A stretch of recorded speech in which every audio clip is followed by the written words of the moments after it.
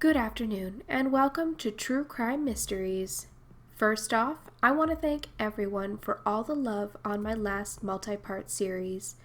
It was a super satisfying video to put out. I spent about 2 months working on it, and I'm really proud of how it came together. If you haven't watched it yet, do so when you finished watching this one. Today, we are discussing 3 people who got to the top of their fields fraudulently. Let's get into it. Number 1. Bernie Madoff. In the history of humanity, there have always been people who will take advantage of a situation to capitalize on an opportunity that they really haven't earned. I get enraged when I hear of seniors taken advantage of and who are bled of their life savings. Those are the true vultures who should be prosecuted to the fullest extent of the law. One popular form of fraud is a Ponzi scheme, which essentially comes down to stealing from Peter to pay Paul. It was made famous by Charles Ponzi, which became his namesake. A Ponzi scheme is when you entice investors to invest in some sort of opportunity, and you keep gathering investments, then you begin to repay the initial investors with the income generated from the other investors, hoping that after the initial investors see a strong return, they will reinvest even more money, which is used to pay off the other investor, and thus a cycle continues with no money being actually generated. It is entirely funded by varying forms of investments. Ponzi in the 1920s generated over $20 million in a year and made absolutely no effort to legitimize the investments. This caused his operation to eventually collapse. This brings us to our first fraudster, Bernie Madoff. Madoff is a current record holder for the largest known Ponzi operation in history, losing investors around $18 billion. He founded his company, Bernard L. Madoff Investment Securities, using $5,000 in 1960. He accepted a $50,000 loan from his father-in-law to grow the business, and his father-in-law helped him out by referring his friends and family to invest with him. Madoff had created a highly reputable company and had celebrities like Steven Spielberg, Larry King, and Kevin Bacon. He targeted primarily from his own Jewish community, losing millions of dollars for various foundations, and he even took money from a Holocaust survivor. He and his wife, Ruth Madoff, were also heavily involved in politics, donating millions of dollars to various political parties, federal candidates, and senators. He stated in his own confession he would receive investments and simply deposit those investments into a Chase bank account. When investors wanted to be paid out, he would simply withdraw the funds from the bank account. He employed his brother, who acted as a partner, as well as his 2 sons and his niece. The U.S. Securities and Exchange Commission, the SEC, received multiple complaints about Madoff's impossibly successful payouts. When employees in the department brought concerns to their superiors, they were often reassigned to different tasks and asked to relinquish all their work on Madoff. Assistant director to the SEC, named Eric Swanson, eventually married Shauna Madoff, Bernie's niece. Although the department has gone on the record as saying Swanson never directly worked on any dealings regarding Bernard L. Madoff Investment Securities, Madoff also said he was friends with Mary Shapiro, who was the SEC chairman, and Elise Walter, who was the SEC commissioner. His illegal dealings were obvious to industry professionals, but his power and position in the industry caused many people to turn a blind eye. He had a computer program that was specifically built to falsify trades. It would take an investment, backdate a fake trade report, and enter a false closing trade that was in the amount required to produce whatever profit they needed it to. They would throw documents like footballs around the office to make the papers look worn, and during an audit, they'd put stacks of paper in the refrigerator so that the officials couldn't feel that the papers were still warm from the printers. Madoff was arrested and charged in 2008 when he confided in one of his sons that he wasn't able to gather the funds necessary for a $7 billion redemption. It was at this point when Madoff knew there was nothing else to do, and he finally came clean to his family on December 9th, 2008. Madoff's sons were the one to turn him in. He had instructed his sons to wait until Madoff was able to withdraw all the funds he had and distribute it between family accounts and few favored friends that he felt bad for ripping off. However, they immediately contacted a lawyer and reported him before he was able to withdraw any remaining funds. He was arrested and charged in 2009 with various fraud-related crimes and received 150 years in prison.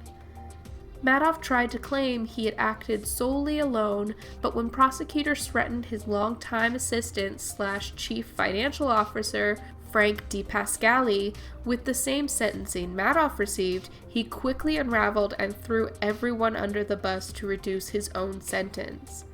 He, however, died of lung cancer in 2015 before he could be sentenced. Those who went down alongside Bernie were his longtime employees that the media dubbed the Madoff Five: Daniel Bonventre, Director of Operations; Annette Bongiorno, Portfolio Manager; Joanne Krupe, an investment advisor; George Perez and Jerome O'Hara, who developed the computer programs Madoff used to falsify his trades. All were convicted in 2014, all with various fraud charges.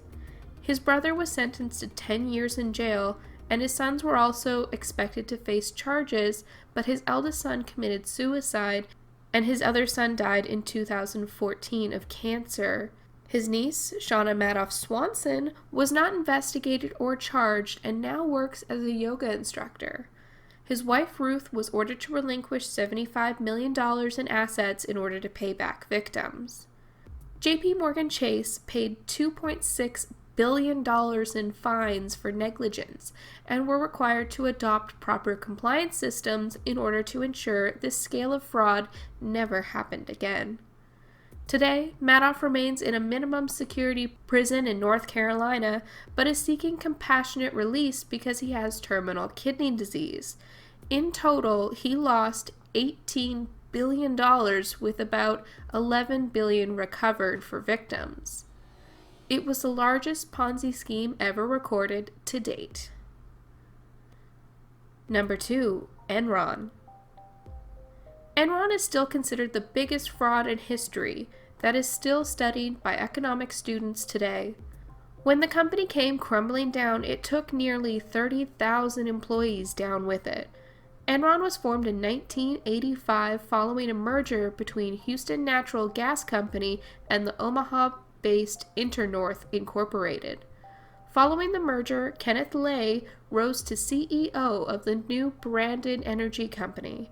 Enron became an energy trader and supplier, buying its energy from power plants and reselling it to customers. Lay brought on Jeffrey Skilling to head up Enron's new financial division and served as the youngest partner of the company. Skilling was responsible for some creative yet legal accountant work using a method called mark-to-market, where all contracts were considered wins for the company, whether they realized profits or not. Enron expanded into selling broadband, advertisements, and even weather. But it wasn't just Enron that participated in fraud. An accounting firm called Arthur Andersen, which prior to the scandal was regarded as a top-tier firm, helped to cook the books for Enron, as well as some major banks assisting in bolstering profits for the company. Jeff Skilling hired Andrew Fastow, who was responsible for creating off-balance sheet partnerships. Initially, it was all legitimate, but as Enron failed to realize the capital it was supposed to, he started using those sheets to conceal losses. This made Enron appear to be an always winning investment. At its peak, shares were $96 per share, and the employees were often encouraged to invest their savings back into the company. Many employees invested, believing they would be able to retire comfortably on their investments. Unfortunately for them, but they were unaware top executives were quietly selling their shares and distancing themselves from Enron entirely. Kenneth Lay's wife was found to be selling her shares when Lay was to make an announcement at 10:30 a.m. about Enron's financial problems. Enron was also heavily protected by the government, which had caused an energy crisis in California. Enron had heavily donated to George Bush, and when he took office, he basically allowed Enron to do whatever they wanted. Bush often referred to Kenneth Lay as Kenny Boy, and the two families were very close. In the early 2000s, media outlets began to question the validity of Enron's stock value, which were trading at 55 times higher than their earnings. The Washington Post wrote that they found strange transactions with an erratic cash flow, and they should have had huge debts, but continued reporting profits. In 2001, Skilling resigned only 6 months after receiving the CEO position when Lay had retired. Lay reassumed the CEO position to calm Enron investors. By August of 2001, the stock value of Enron was free-falling. They tried to recover by selling off assets overseas, but there was blood in the water, and competitor companies could sense Enron's desperation. By fall, although there wasn't much left of Enron, the SEC announced they would begin an investigation into Enron's accounting practices. Andrew was removed as the CFO 3 days later, with Lay trying to claim he had no idea what was happening. By November 2001, the company declared bankruptcy, and it was the largest bankruptcy in U.S. history. Tens of thousands of workers were laid off the following day, given only 30 minutes to clear out their belongings. Many of them had all of their savings and retirements locked up in now worthless stocks. Andrew Fastow and his wife pleaded guilty. Fastow took a plea bargain and agreed to testify against Lay and Skilling. He was found guilty for 2 charges of conspiracy to commit fraud and sentenced to 10 years in prison, but only served 6. His wife served 1 year for helping her husband hide income from the government. Lay and Skilling had a joint trial. They had both pleaded not guilty, claiming they had no idea what was happening and laid most of the blame on Fastow. Skilling was convicted on 19 of the 28 counts of fraud and wire fraud. He was sentenced to 24 years in prison. However, he only served 13 because he cut a deal with the Department of Justice. Lay was convicted on all accounts and was sentenced to 45 years in prison, essentially a life sentence. Lay, however, had a heart attack before sentencing and never saw the inside of prison. His wife was never charged in any of the events relating to Enron, despite selling stocks in a clear act of insider trading. 16 other various employees of Enron were pleaded guilty for their crimes committed at the company. The accounting firm that was supposed to be auditing Enron also collapsed, and the bank executives that were assisting Enron to hide money were fired and charged. The employees of Enron won back $85 million of the $2 billion they had lost, citing that Enron had mismanaged their 401ks. Various other litigations saw small percentages won back from their losses. Because of this circumstance, the SEC actually changed stock exchange regulations to ensure this magnitude of fraud never happened again. Skilling is now out of prison and is actually working in the energy sector again. The only long-term ramification is that he can't be an officer of any publicly traded company. However, there is nothing stopping him from being in the private sector. Number 3. Elizabeth Holmes, CEO of Theranos. Elizabeth Holmes, in the height of her career, was everywhere. She was doing TED Talks on talk shows, and she was the guest to have on your panel if you were discussing feminism, women in the workplace, and women in tech. She was hailed as a genius, a revolutionary, and the one to watch. She founded the company Theranos at 19 years old, which was derived from the words therapy and diagnosis, and she claimed to have built a device that was able to diagnose over 200 illnesses with a single drop of blood from the prick of a finger. By 2015, Forbes had named her the youngest and wealthiest self-made billionaire. She spoke during a TED Talk about how the concept of blood draws was basically torture, and both she and her mother hated needles. She also emphasized a relationship with a sick uncle, and his passing was her motivation behind the importance of early detection of illnesses. However, the truth was, she wasn't even close to that uncle, and she was merely exploiting his illness and death to be relatable to the public. And the problem with her Edison device, and the Theranos as a whole, was the device never worked as Elizabeth had led investors to believe. But let's go back to the beginning. When Elizabeth was little, and she was asked what she wanted to be when she grew up, she would say, "A millionaire." Her mother was a congressional staffer, and growing up, her father had been the vice president of Enron, until their fraudulent business practices caused the company to go bankrupt, and his father was virtually unemployable for many years. Elizabeth had grown up with money, but was a teenager when she watched her family lose everything. Elizabeth had taken to computer programming in high school and began taking Mandarin lessons. While still in high school, she was able to attend a summer program normally held only for Stanford University students, but since she was able to speak Mandarin, they let her intern in Singapore. This was where she met entrepreneur Sunny Balwani. He was married and almost 20 years older than she was. Although the couple claimed they didn't get romantically involved until after Sunny's divorce in 2002, Sunny lived with Elizabeth for nearly the entire time she was building up Theranos, and she would eventually bring him into the company as her chief operating officer. Elizabeth did attend Stanford, but didn't even finish her first year before dropping out. For other tech entrepreneurs like Steve Jobs and Mark Zuckerberg, this wouldn't have been an issue because of the type of programming they did.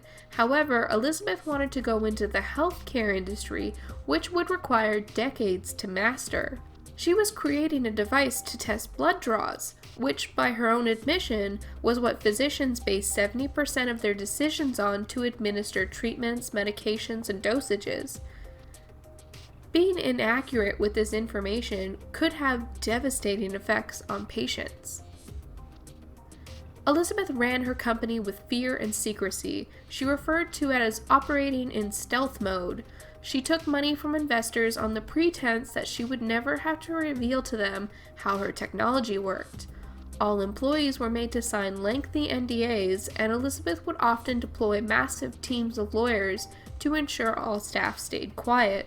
She took government-funded projects, both from the military and hospitals, despite not having a device that was operational. The device could only theoretically fulfill half of the tests that Elizabeth assured investors it could produce. Theranos actually leased out a secondary lab off-site from the Theranos lab that actually produced the results on traditional lab equipment. Although Elizabeth was coming into massive amounts of money, Theranos was bleeding out millions of dollars every month. Elizabeth had fired her chief of finance early on in the development of the company because he wouldn't falsify projections for investors. Sunny took over this role and had no issues bolstering up projections 10 times what they were capable of achieving. They had received over $600 million in funding, and this included taxpayer dollars from their contracts with the government. In 2015, John Carreyrou, an investigative reporter for the Wall Street Journal, despite multiple cease and desists from Theranos, published his findings from his month-long investigation of the company. He had statements from medical professionals who had worked with Theranos and had to return back to traditional lab equipment due to inaccurate results, whistleblowers, and ex-employees as well. The report was a final straw in an already volatile company. It began multiple inspections from various government agencies. By July 2016, Elizabeth was court-mandated to step down as CEO, and in 2018, with a dissolved company, she and her business partner, Sunny, were facing multiple charges of wire fraud and conspiracy to commit wire fraud. The company has since been dissolved. Sunny and Elizabeth, whose relationship had never been disclosed to their investors or even their own board, broke up when Elizabeth removed him from the company. Elizabeth has since married William Billy Evans, a 27-year-old heir to the Evans Hotel Group. Both Elizabeth and Sonny have pleaded not guilty, and their trials are slowly getting put together. If found guilty, they both face 20 years in prison for scamming investors out of hundreds of millions of dollars. If you want more information on Theranos and Elizabeth Holmes, I would highly recommend John Carreyrou's book on the subject called Bad Blood. It was super well written, and I literally couldn't put it down. These people spent so many years and hours making their frauds look legit. If they had actually put that time, effort, and money into making a legitimate product or career, they wouldn't have gotten themselves into these problems. But greed and the desire to be at the top of their field outweighed doing what was right. That's it for this video. As always, thank you so much for watching. Please hit the like button if you enjoyed this video, and subscribe if you haven't already, because I make more content like this. If you want to support me or the channel, there are some donation options in the description box, or a thing that doesn't cost anything is to not skip the ads because they help fund the channel. I appreciate your support greatly. It helps me make more content. Thank you again, and I will see you very soon. Bye.